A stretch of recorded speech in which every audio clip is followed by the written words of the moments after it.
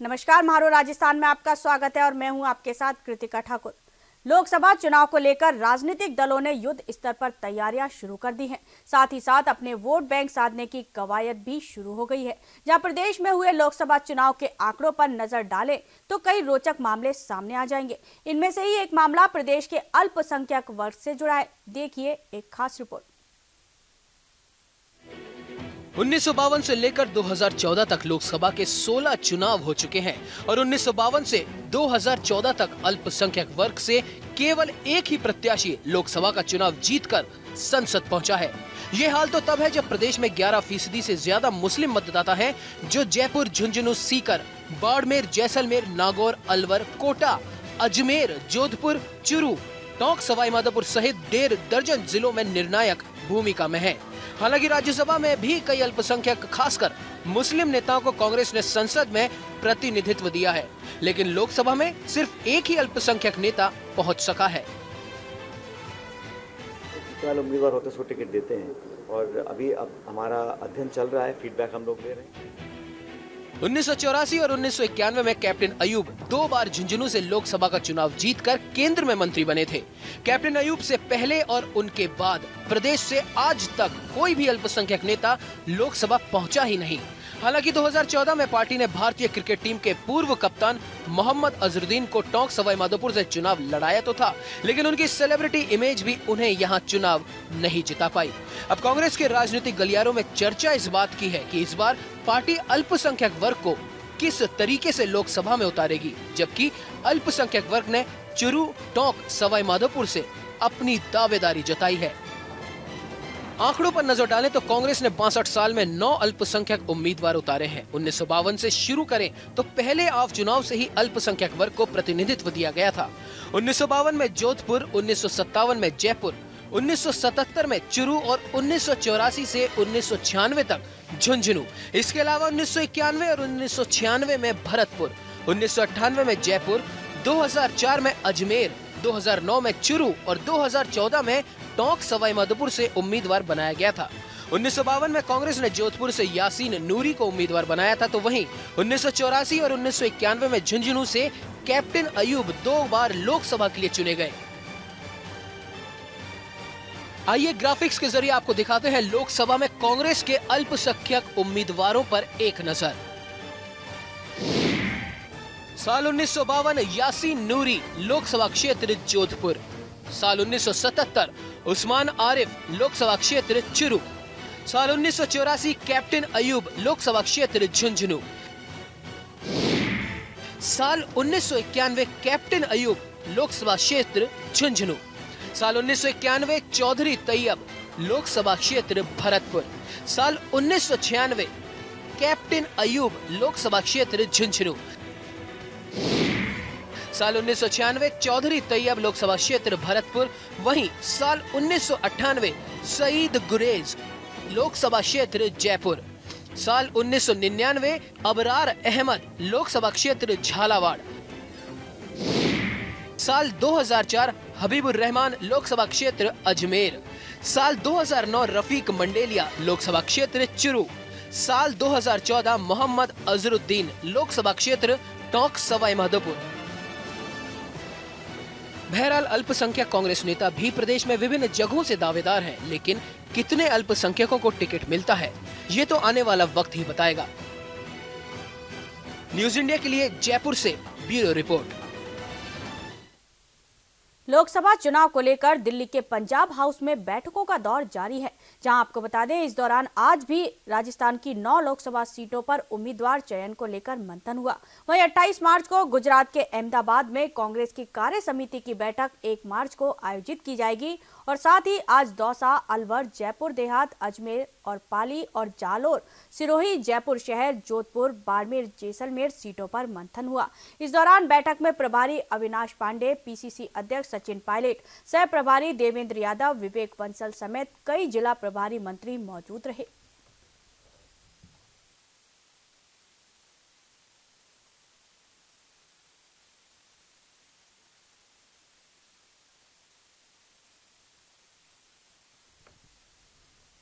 पुलवामा हमले के बाद भारत की जवाबी कार्रवाई के बाद देश भर में सुरक्षा को लेकर अलर्ट जारी किया गया है। केंद्रीय खुफिया एजेंसी की ओर से जारी अलर्ट के चलते बड़े शहरों, एयरपोर्ट, बस स्टैंड, पर्यटन स्थलों और भीड़-भाड़ वाले बाजारों में कड़ी निगरानी रखने के निर्देश जारी किए गए हैं।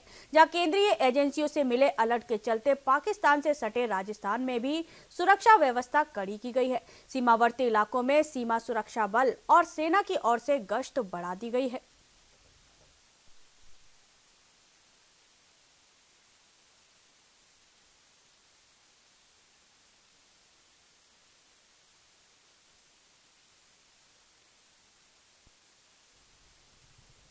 देश में लोकसभा चुनाव नजदीक है। ऐसे में सरकार पर संविदा कर्मियों के नियमितीकरण को लेकर दबाव बढ़ने लगा है।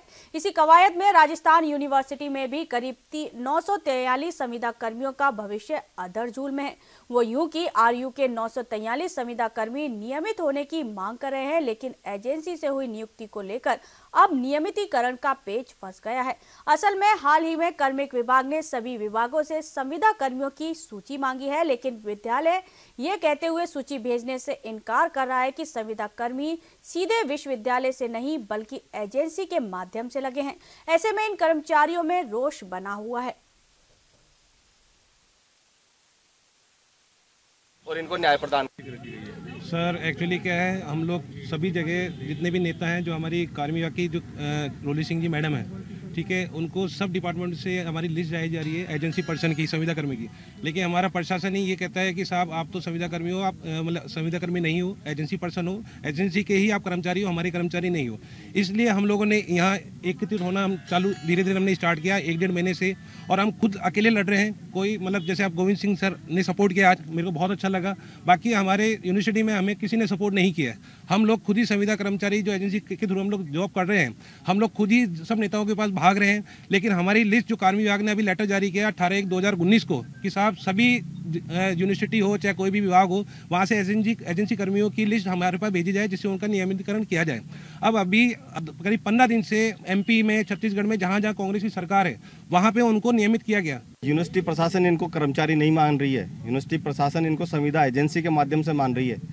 ये इनका कहीं नाम नहीं चल रहा हमारे यूनिवर्सिटी में, मगर इनके जो हक है वो हक दिला के रहेंगे हम, और इनके साथ कंधे से कंधा मिला के रहेंगे। और इसके बारे में ये हमारे को अगर कोई लेटर देते हैं तो हम प्रशासन को हमारे लेटर पैड पे लेके और इनके साथ कंधे से कंधा मिला के खड़े रहेंगे और इनकी आगे तक आवाज़ पहुँचाएंगे हम लोग।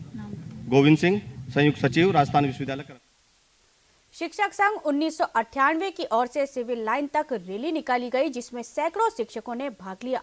वहीं इसमें संघ पदाधिकारियों ने बताया कि सरकार ने 1998 में तृतीय श्रेणी में वरीयता सूची में से कम वरीयता प्राप्त अभ्यर्थियों को नियुक्ति दे दी, जबकि ज्यादा अंक होते हुए भी अब तक नौकरी से वंचित हैं।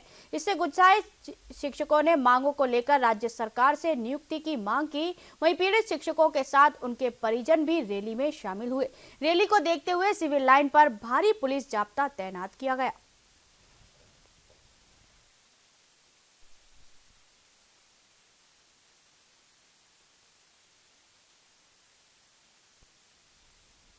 आगामी लोकसभा चुनाव 2019 के लिए मतदाताओं में ईवीएम, वीवीपैट मशीनों के प्रति और अधिक जागरूकता लाने के लिए निर्वाचन विभाग 5 मार्च से सघन अभियान चलाकर व्यापक जागरूकता फैलाएगा।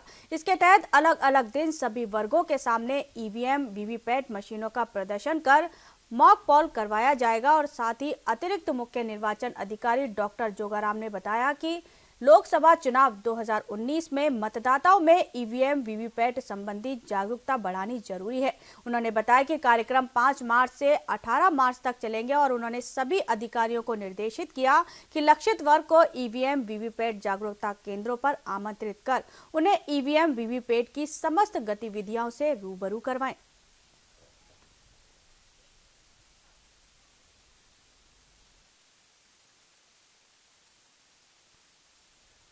जोधपुर जय नारायण व्यास विश्वविद्यालय के बीएससी, बीएड और बीए की परीक्षा परिणामों को संशोधन करने को लेकर छात्रों ने मुख्य कार्यालय पर प्रदर्शन कर कुलपति को ज्ञापन सौंपा।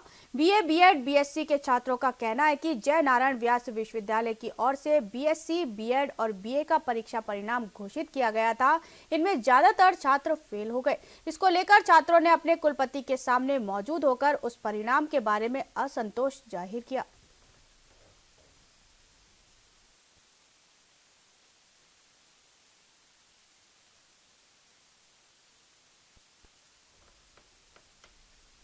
जयपुर के खो नागोरियान थाने की चौकी में एसीपी ने बड़ी कार्रवाई को अंजाम देकर हेड कांस्टेबल को रंगे हाथों गिरफ्तार किया। इस दौरान एसीपी की टीम ने एक मुकदमे में चालान पेश करने और राहत देने की एवज में 2000 की रिश्वत मांगी थी, जिस पर एसीपी ने उसे रंगे हाथों ट्रैप कर लिया।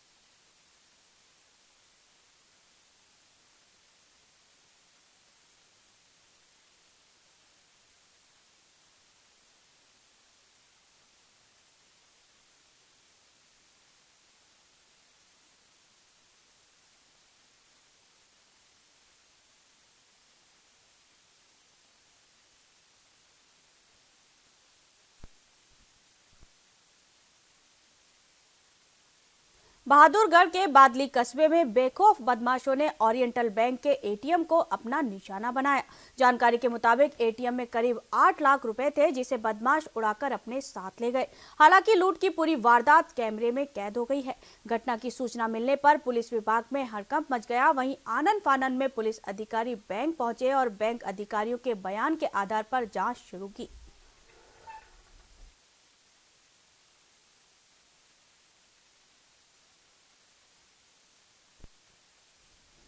जयपुर के प्रतापनगर थाना इलाके में द्रव्यवती नदी में डेड बॉडी मिलने से क्षेत्र में हड़कंप मच गया। सूचना के बाद पुलिस और सिविल डिफेंस मौके पर पहुंचे, जिसके बाद सिविल डिफेंस टीम ने अथक प्रयास के बाद शव को बाहर निकाला। हालांकि डेड बॉडी की शिनाख्त नहीं हो पाई है। वहीं फिलहाल पुलिस मामले की जांच में जुट गई है।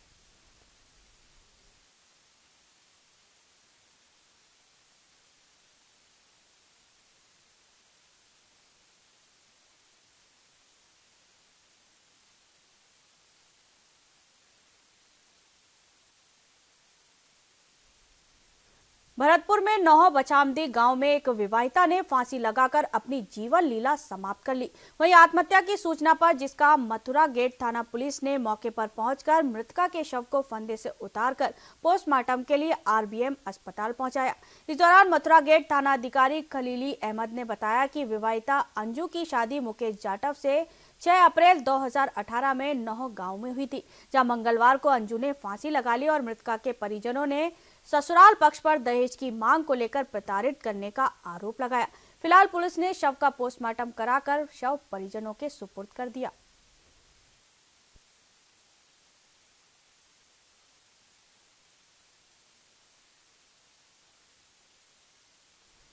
सरदार शहर मेगा हाईवे पर गांव साडासर के पास कार और बाइक की आमने सामने की भिड़ंत हो गई, जिससे एक बाइक सवार गंभीर रूप से घायल हो गया और एक की मौके पर ही मौत हो गई।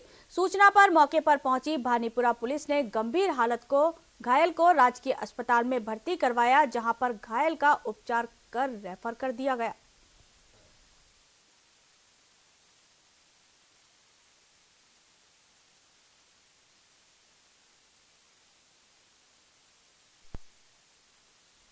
जयपुर में क्रिकेट के भगवान कहे जाने वाले सचिन तेंदुलकर के बेटे अर्जुन तेंदुलकर आरसीए एकेडमी में प्रैक्टिस करते दिखे। जानकारी के मुताबिक अर्जुन इस समय मुंबई की अंडर 23 टीम की तरफ से खेल रहे हैं और मुंबई टीम एसएमएस स्टेडियम में प्रैक्टिस कर रही है। आपको बता दें कि अभ्यास के दौरान अर्जुन ज्यादातर समय अपने कोच के साथ बिताते दिखे। हालांकि बीच बीच में उन्होंने थ्रो डाउन भी किया।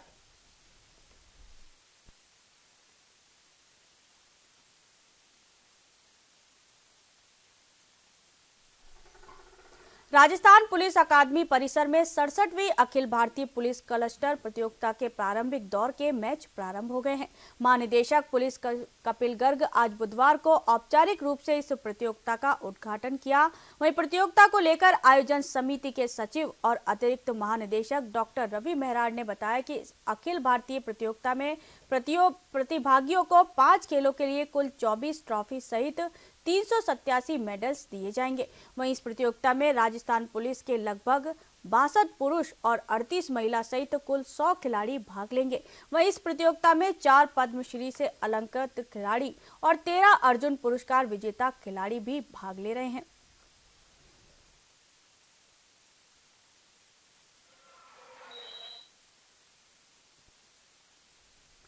पीओके में हुई भारतीय वायुसेना की कार्रवाई के बाद देश की पश्चिम सरहद पर भी तनाव के हालात बनते हुए दिखाई दिए।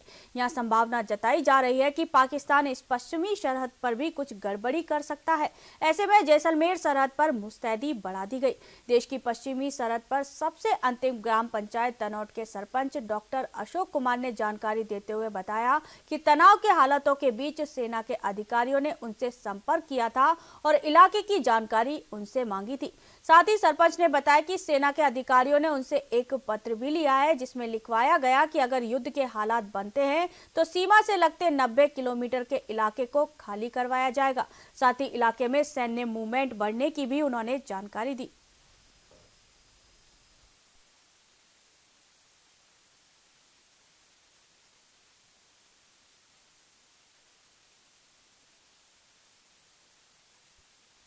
राजस्थान में जहां एक और सरकार किसानों के लिए कर्ज माफी के दावे कर रही है, तो वहीं दूसरी ओर जयपुर के सांभर लेक उपखंड के कालिया गांव में आर्थिक तंगी से जूझ रहे परिवार को बैंक ने कर्जा जमा नहीं करवाने पर जमीन कुर्की करने की चेतावनी दे डाली। देखिए इस पर एक विशेष रिपोर्ट। किसानों के कर्ज माफी के दावे करने वाली सरकार का एक बड़ा ही हैरत अंगेज मामला सामने आया है। दरअसल जिले के सांभर लेक उपखंड के कालिया गांव में 7 साल पहले किसान की पत्नी और उसके 3 साल बाद खुद किसान की भी मौत हो गई। दंपत्ति की मौत के बाद मृत किसान के 2 मासूम बच्चों का उनकी दादी वृद्धावस्था पेंशन से पेट पाल रही हैं। जहां आर्थिक तंगी के चलते उनकी हालत ऐसी है कि भगवान को भी तरस आ जाए, लेकिन बैंक को नहीं। पंजाब नेशनल बैंक ने नोटिस भेजकर ब्याज सहित कर्ज चुकाने का फरमान जारी कर दिया, जिसे देखकर किसान के 2 मासूम बच्चों और उनकी दादी के पांव तले जमीन खिसक गई। कोई सत्तो को ना 700 रुपया पैसे का मतलब जो पालू तो माँ बाप खत्म हो गया। बाप ने तो 4 साल हो गई, मारना 5 वर्ष हो गया। क्या करेंगे वैसा, हमारे जो छोटे छोटे मासूम बच्चे उनके और दोनों माता पिता खत्म हो गए। उनका नोटिस जारी देखा था, उसकी दादी के पास पड़ा था, घर पर नोटिस देखी गया था वही। तो नोटिस देने के बाद में मैंने देखा था उसको राशि चुकाने के असमर्थ, और कहाँ से चुकाएगा। पालना योजना के अंतर्गत उनकी दादी के पास रह रहे हो, तो दादी को गवर्नमेंट ने पेंशन देती है सासुरी, उनसे पालना करती हो, और कोई व्यवसाय है नहीं उनके पास जो चुकाने का। और बैंक वाला ने कह दिया कि 15 दिन के अंदर जमा करो, नहीं तो कानून कार्रवाई की जाएगी। Sambar lake Punjab national bank ने मृत किसान गोपाल गुर्जर को नोटिस जारी कर कर्ज जमा नहीं कराने पर 138 की कार्रवाई के तहत जमीन कुर्की की चेतावनी भी दे डाली है। जबकि मृत गोपाल गुर्जर के परिजनों ने उसकी मौत होने के बाद बैंक में मृत्यु प्रमाण पत्र जमा करवा दिए हैं, लेकिन बावजूद इसके बैंक प्रबंधक ने नोटिस जारी कर दिया, जबकि किसान के कर्ज माफी की फाइल लंबे समय से विधायक, उपखंड अधिकारी और तहसीलदार को दी हुई है। इस बारे में एक ये प्रकरण सामने आया है जिसमें ये बताया गया है कि बैंक के द्वारा एक मृतक किसान को कोई नोटिस जारी किया गया है। तो प्रकरण में जांच करवा के और नियमानुसार जो भी कार्रवाई है वो उचित कार्रवाई अमल में लाई जाएगी। अगर मृतक के नाम पे बैंक ने नोटिस जारी किया है तो निश्चित रूप से बैंक को इस बारे में विधिक कार्रवाई के लिए निर्देशित किया जाएगा। राज्य सरकार किसानों की आर्थिक स्थिति को देखते हुए कर्ज माफी कर रही है, लेकिन यहां राहत देने के बजाय बैंक ने नोटिस जारी कर कार्रवाई करने की धमकी दे डाली। सांभर लेक से न्यूज इंडिया के लिए रूपचंद गुर्जर की रिपोर्ट। पुलवामा हमले के 12 दिन बाद पाक अधिकृत कश्मीर पीओके में हुई एयर स्ट्राइक से खुश हुए नागरिकों ने तिरंगा रैली का आयोजन किया, जहां ढोल नगाड़ों के साथ तिरंगा रैली विवेकानंद पार्क से शुरू होकर मुख्य बाजार होते हुए कई मार्गों से निकली। इस दौरान कस्बे के नागरिक ढोल नगाड़ों के साथ भारत माता की जय घोष करते हुए उत्साहित होकर झूमने लगे। वहीं नागरिकों ने अपने हाथों में तिरंगे झंडे उठा रखे थे और साथ ही गांधी पार्क में हुए समापन कार्यक्रम में वक्ताओं ने भारतीय सेना के पराक्रम पर गर्व जताया।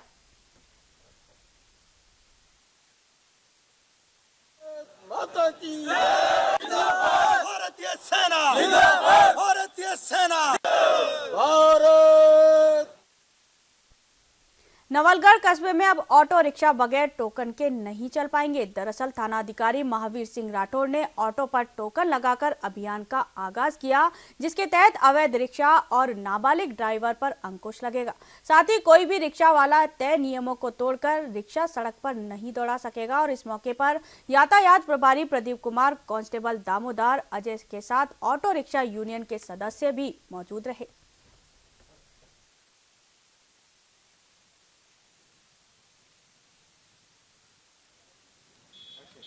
क्या अभियान आज नया एक शुरुआत की गई है ट्रैफिक व्यवस्था को लेकर? जी, ये शहर की ट्रैफिक व्यवस्था को सुधार के लिए वो आप सब लोगों के सहयोग से और जनता के सहयोग से, व्यापारियों के सहयोग से जो अभियान चल रहा है वो भी अनवरत है और अच्छा लगातार उसका अच्छा रिस्पॉन्स है। और शहर की सड़कें काफ़ी चौड़ी और अच्छी नज़र आ रही है। मीडिया के भाइयों को, आप लोगों का बड़ा अच्छा सहयोग रहा है, अच्छी पब्लिसिटी मिली है, लोगों को अवेयर हुए हैं कि कहाँ वाहन खड़े करने, सामान नहीं रखना, इस चीज़ का भी अच्छा मिला है। अब हमने जो ट्रैफिक व्यवस्था के साथ साथ जो शहर की जो टैक्सी है, जो कि जिनका कोई रिकॉर्ड मेंशन नहीं है तथा वो हर कहीं पे खड़ी कर देते हैं। इस बुलेटिन में फिलहाल इतना ही। खबरों की तमाम अपडेट्स के लिए देखते रहिए न्यूज़ इंडिया।